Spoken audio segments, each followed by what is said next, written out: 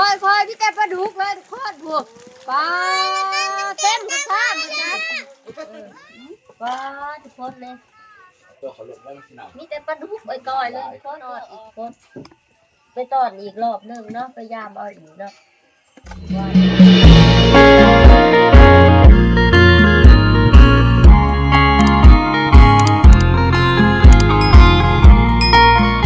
สบายดีเบิร์ดสุกคนเนาะมือนี้มากต้อนคำทุกคนเนี่ยมือแรกเนาะ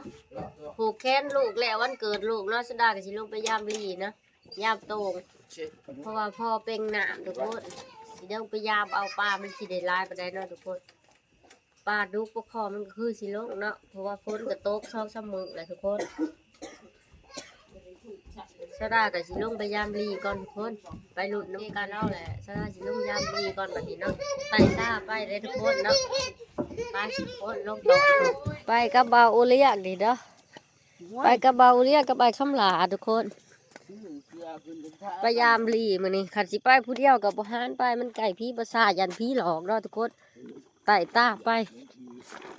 ฮะกินเค้กวันเกิดไข่มุกอิ่มแหละว่าอุเลียกบริกินซ้ำวะทุกคนบ่ฮานไป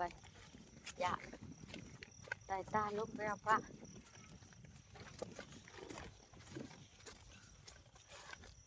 มันสิถือกร้ายอยู่บ่เลี้ยงนี่วะมันสิถือมือสาวกูลงปลุกเบาเรียกย่างก่อนหมู่เลยถ้าได้เด้อเรียกกูถึงยานผีหลอกนี่ใช่อีกล่ะเอาไหมเสียบมึงไปเอาเล็กแหลมมาใช่ง่ายปานใดโอ้เบาเรียกเห็นปลาใหญ่ทุกคนเห็นปลาใหญ่ปะโอ้โหแม่บอกใหญ่มากเอามาสิจับอ่ะเป็นไหมขันบึกสิจับได้จับได้ปะโอ้ยเชิญขันได้ให้เตะเตะกูโลดเรียกค่ะมึงได้เห็นบ่พี่เอ้ามันน้ำคุณเลยสิเห็นบัดนี่ผู้มันมือแรกมือตัวแรกลองมึงอีกเนาะตัวมันใหญ่สะดาสะอ่อนมันผู้เห็นแต่หลังมันป๊อดทุกคนสะดาคือสะอ่อนมันแท้เนาะสะดาสิลองงุ้มเอาก่อนทุกคน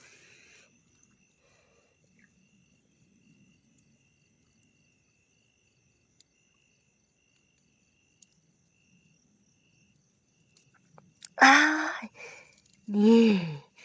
ทุกคนสะดาไรลีโอ้ยนี่ทุกคนบ่เกินความพยายามของสะดานะดิปลาปากแม่ใหญ่เลยทุกคนสะดาจับได้เนาะโอ้ทุกคนเลย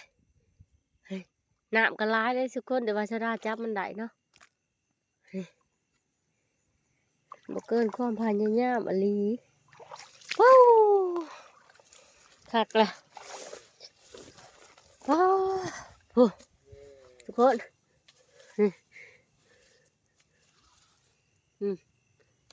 ทาเด้ทุกคนโอ้นี่เอาบึ้งไปลาบได้บัดนี้เนาะทุกคนพ่อลาบอยู่ได้นี่สร้างงุ้มเอาเลยมือเปล่าแล้วทุกคนนี่ไปเลยเขาไปปลาอะไรบาดที่พี่หลอกกระยะเอ้าโอเลี้ยงอย่าพาเอาเด้อโอ้โหเป็นปลาลายเป็นลายมาเอาลายมา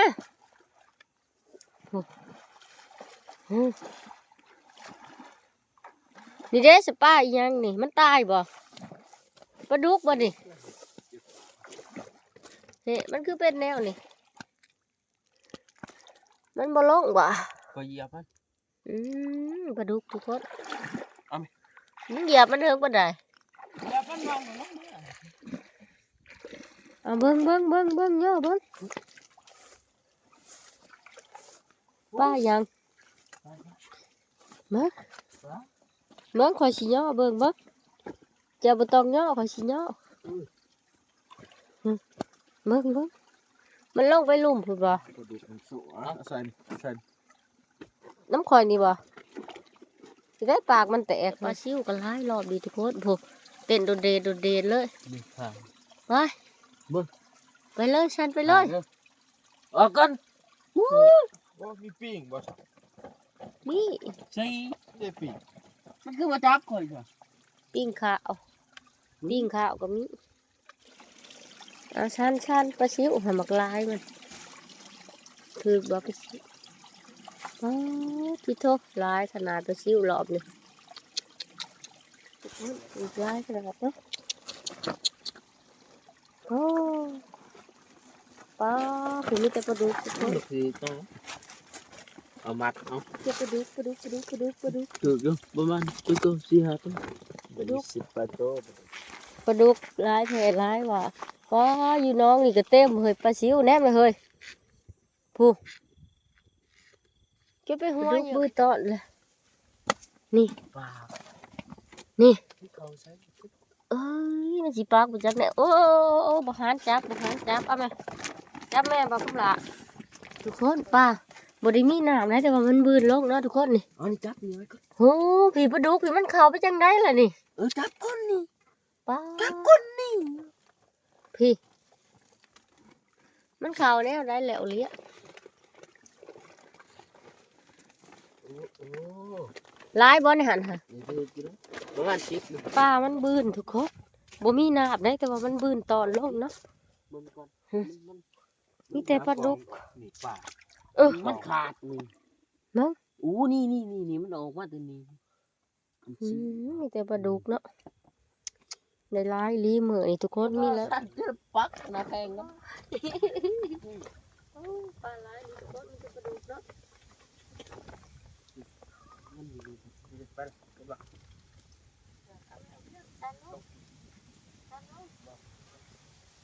โอ้บุจะกระไรโต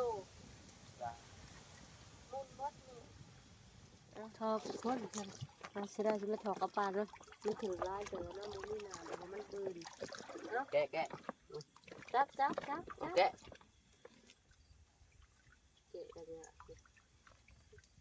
ไปเบิ่งนี่นะอันนั้นกกตะแบงตอนกกตะแบงนะอัน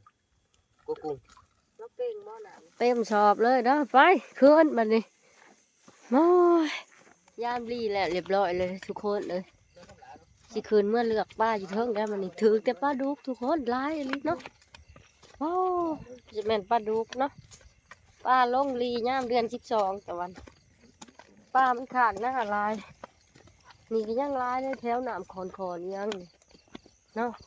คืนเมื่อเลือกป้าอยู่เที่ยงเพื่อทุกคนบัดนี้มีแต่ปลาดุกนี่ก็อากาศก็เย็นเลยเนาะโอ้ขึ้นไปเทพป้าหอดเที่ยงล่ะเทอ้าวเทฮะมื้อนี้ป้าลงก่อนเนาะผู้ค่อยพี่แต่ปลาดุกเลยทุกคนผู้ป้าเต็มกระทะมาจักเต็มกระจัก พ่อปะ เต็มประจักนี่แต่ปลาดุกเนี่ยปลาขาวเนี่ย